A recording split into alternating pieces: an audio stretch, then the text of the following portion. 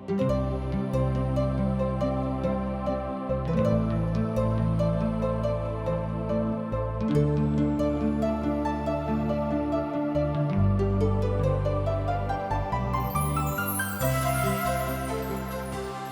जिंदगी हमके एक के बार मिलेला। जिंदगी बहुते अनमोल हवे। अगर ए जिंदगी के जैसन जिए के चाही वैसे ही नइखी जियत तो जिंदगी नीरस हो जाई। यही खातिर TWR इंडिया जिंदगी की राह कार्यक्रम प्रस्तुत करता कि आपके परमेश्वर के रास्ता में आगे बढ़े में मदद कर सके और आप सब मस्त जिंदगी जी सकें। कृपा करके देखी सुनी जना से परमेश्वर आपकी जिंदगी का रास्ता बतावे वाला ठहरस।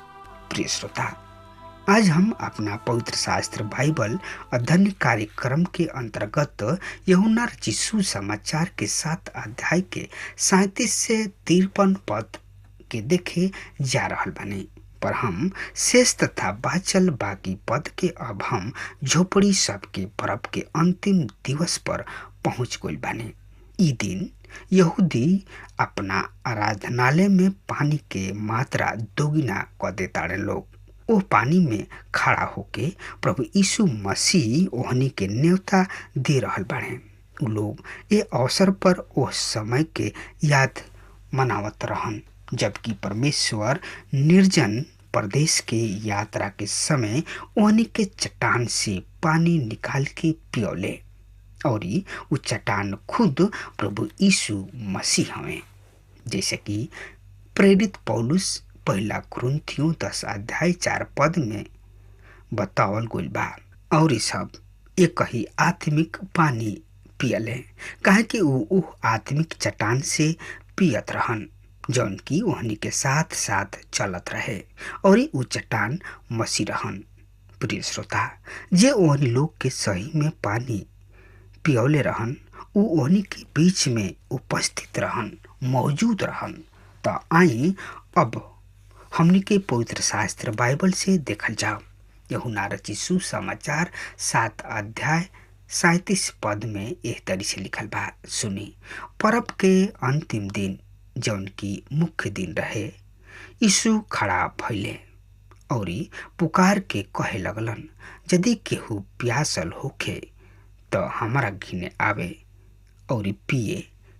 जे हमरा पर विश्वास करेला, जैसे कि पवित्र शास्त्र में कहल गइल बा, उनका दिल में से जिंदगी जल के नदी बह निकली, यानी कि फूट निकली। पर ई उ पवित्र आत्मा के बारे में कहलन जौना से कि उ ऊपर विश्वास करस।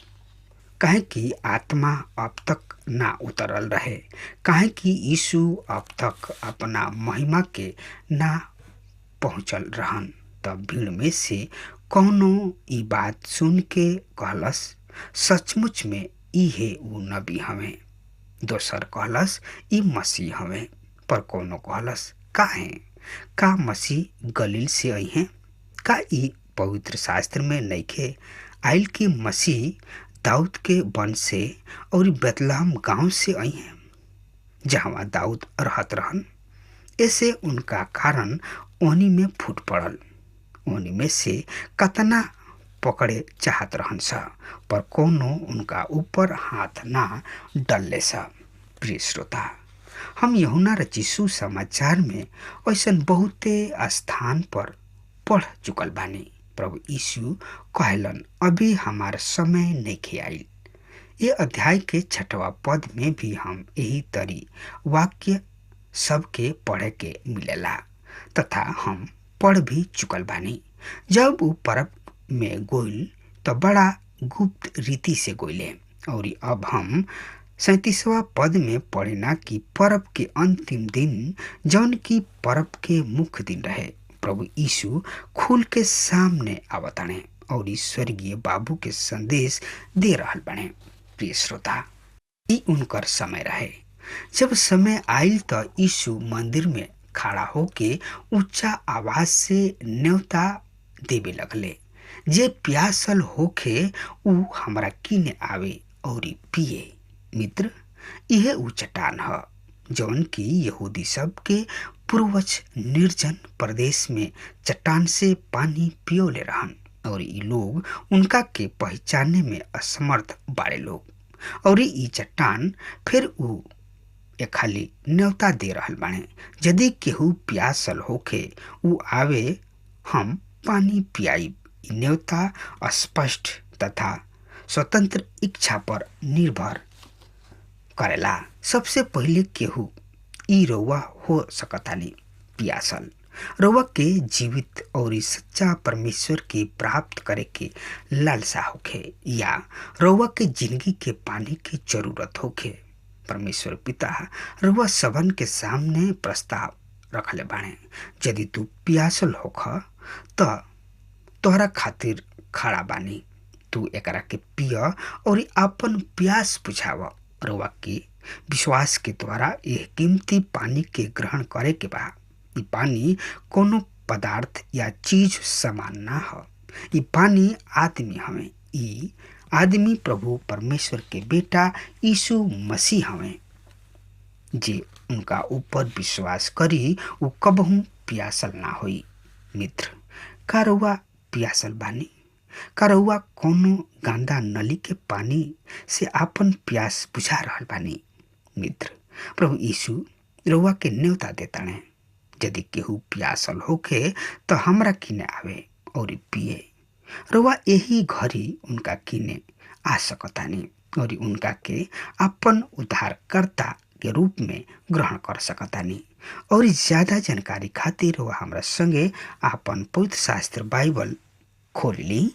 यूहन्ना रचित सुसमाचार 7 अध्याय 38 और 39 पद में एह तरी से लिखल बा, सुनी। जे हमरा पर विश्वास करेला, जैसे कि पवित्र शास्त्र में कहल गइल बा, उनका दिल में से जिंदगी के जल के नदी बह निकली, फूट निकली। पर ई उनकर पवित्र आत्मा के बारे में कहले, जे उनका पर विश्वास करे वाला पावे पर रहन। ऐसे कि पवित्र आत्मा अब तक ना दिहल गइल रहे, काहे कि यीशु अब तक महिमा में ना पहुंचल रहन। प्रिय श्रोता, जे यह पानी के विश्वास के साथ ग्रहण करी, वो खुद जिंदगी के पानी के नदी बह निकली। उनकर जिंदगी यह पानी के पियते बदल जाई। उनका दिल में से जिंदगी के पानी के नदी फूट निकली तथा बहे शुरू हो जाई। एकर तात्पर्य का बा? प्रभु यीशु के संकेत पवित्र आत्मा के ओर से बा। अब तक पवित्र आत्मा जे प्रभु यीशु पर विश्वास ले आवेला, उपकार स्वरूप मिले के रहे। जब तक प्रभु यीशु अपना महिमा के प्राप्त ना करी हैं, तब तक पवित्र आत्मा ना दिहल जाई। पवित्र आत्मा पेंतीकोस्त के दिन तब तक ना मिलल रहे। पवित्र आत्मा उतरल और ऊ मसीह के विश्वासी सबके दिल में निवास करेला। उनकर कार्य ह विश्वासी सबके एह देह में रूप में दिहल।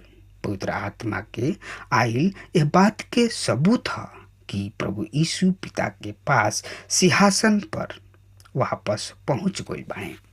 यूहन्ना 16:7 में प्रभु यीशु बतौले, हमार गोइल तोहनी लोग खातिर लाभदायक बा, काहे कि यदि हम ना जाई तो ऊ सहायक तोहरा किने ना आई, पर यदि हम जाई तो उनका किने भेज दे।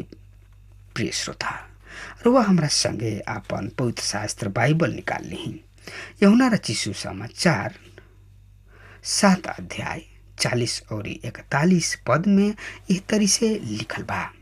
तब भीड़ में से कुछ जब यह वचन के सुनले तब कहले, ये निश्चय ही नबी है। दूसर का कहलस, यह मसीह हमें। फिर कुछ अन्य लोग कहे लगले, का मसीह निश्चय गलील से ही है। प्रिय श्रोता, कुछ लोग यीशु के वचन पर विश्वास कैले और फिर उनका किने अइले और पियले और संतुष्ट भइले। आज भी ठीक हम ऐसने देख रहल बानी। कुछ लोग प्रभु यीशु पर विश्वास ले आवतड़े, कुछ लोग प्रभु यीशु के अस्वीकार कर रहल बाड़े। श्रोता, और ज्यादा से ज्यादा जानकारी खातिर हमरा संगे पढ़त चलत चली। यूहन्ना रचित सुसमाचार 7 अध्याय 42 और 43 पद में एह तरी से लिखल बा। का पवित्र शास्त्र में ई नहीं के कहल गईल कि मसीह दाऊद के वंश से और बेतलहम गांव से आई है, जहाँ दाऊद रहत रहन। राह से उनका कारण से भीड़ में फूट पड़ गई। प्रिय श्रोता, उन्हीं के मसीह के बारे में पूरा ज्ञान राखत रहन सा कि ऊ कहवा जन्म ली हैं और कौना वंश से आई हैं, पर ऊ आ गइल ले तो उनका के ना पहचान पौले सा। प्रिय मित्र, प्रभु यीशु राजा दाऊद के कुल खानदान के रहन और ऊ बेतलहम नगर में जन्म ले। ई उनकर एगो धारा पर पहला चरण स्पर्श रहे। उ सब भविष्यवाणी के पूरा कइले। ई उहे मसीह हमें जौन की न्योता दे रहल बाड़े, जे प्यासल होके हमरा किने आवे और जिंदगी के पानी पिए। और यूहन्ना लिखताने कि यीशु के कारण भीड़ में फूट पड़ी गई। प्रिय मित्र, ये प्रभु यीशु मसीह के विशेष गुण है। मनुष्य के प्रभु यीशु मसीह से भेंट कइला के बाद निर्णय लिहल बहुत ही जरूरी बा। ई या तो उनका के ग्रहण करे या फिर उनका के अस्वीकार करे। ये फूट के कारण रहे। प्रभु यीशु इस संसार के दूगो भाग में बांट दिले। ई और ऊ संसार जे उनका मृत्यु और पुनरुत्थान पर विश्वास ले आवला, ई बचे वाला संसार है। जे उनका के अस्वीकार करेला, ये संसार किने भविष्य के कोनो आशा नहीं खे। प्रिय मित्र, रउआ कौना संसार के ओर बानी? रउर निर्णय रउर स्थिति के निर्धारित करला। यही अध्याय के 44 पद पढ़ी एह तरह से लिखल बा। ओहनी में से कुछ लोग उनका के पकड़वावे चाहत रहन, पर केहू उनका ऊपर हाथ ना उठावल। प्रिय श्रोता, ओहनी के प्रभु यीशु पर हाथ ना लगा पौले सा, काहे कि अभी उनकर समय आयल नहीं खे। और यही अध्याय के 45 पद देखी रुआ अपना पवित्र शास्त्र बाइबल में सुनी, हम पढ़ रहल बानी। तब सिपाही लौट के महायाजक और फरीसी सबके पास अइले सा और ओहनी के सिपाही से कहले सा, तोहनी लोग ओकरा के पकड़ के काहे ना ले अइला जा। प्रिय श्रोता, हम 32 पद में पढ़ले रही कि फरीसी सब भीड़ के यीशु के बारे में कहना फूसी करत सुनले लोग, तो महायाजक और फरीसी सब यीशु के पकड़े खातिर सिपाही के भेजले। और उ सिपाही अब 45 पद में लौट रहल बा। फरीसी सब ओकरा से सवाल करताने, जे प्रभु यीशु के पकड़ के काहे ना ले अइला जा। प्रिय मित्र, 46 पद पढ़ी। यही अध्याय के सिपाही लोग जवाब दिले, कोनो आदमी कबही ऐसन बात ना कइल। श्रोता, कैसन अचरज अद्भुत भरल गवाही दिले सिपाही सब। दोस्त, ऊ कहताने लोग, ऐसन बात हमनी के प्रभु यीशु के मुंह से सुननी जा। हम कोनो दूसर आदमी के मुख से आज तक ना सुननी हा। प्रभु यीशु सही में महान मास्टर हमें, पर कोनो आदमी उनका के शिक्षा के द्वारा उद्धार प्राप्त नहीं कर सकत। आदमी मोक्ष प्राप्त करेला उनकर मृत्यु तथा पुनरुत्थान के द्वारा। मित्र, पाप, जन्म, मृत्यु पर विजय तथा जीत प्रभु यीशु मसीह के मृत्यु तथा पुनरुत्थान के द्वारा बा। तो और ज्यादा जानकारी खातिर वह हमरा संगे यूहन्ना रचित सुसमाचार 7 अध्याय 47 पद से लेके 49 पद में एह तरी से बखान बा। सुनी। फरीसी सब उनका लोग के जवाब दिले, कहीं तुहू भी तो ना भरमावल गोल होख।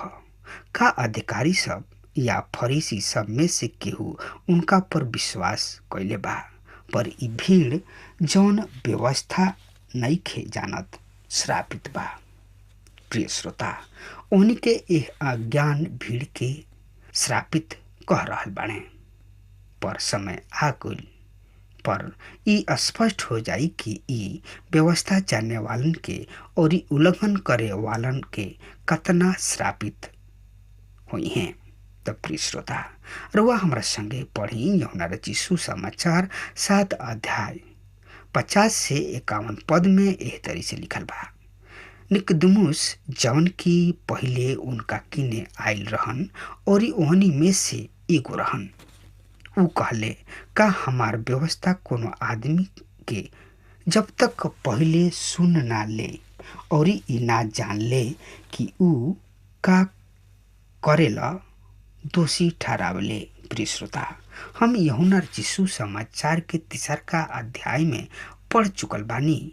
ई उहे आदमी हवे जौन प्रभु यीशु मसीह से भेंट करे खातिर राती खानी आयल रहन। ये आदमी सही में परमेश्वर के राज के बाट जोहत रहन।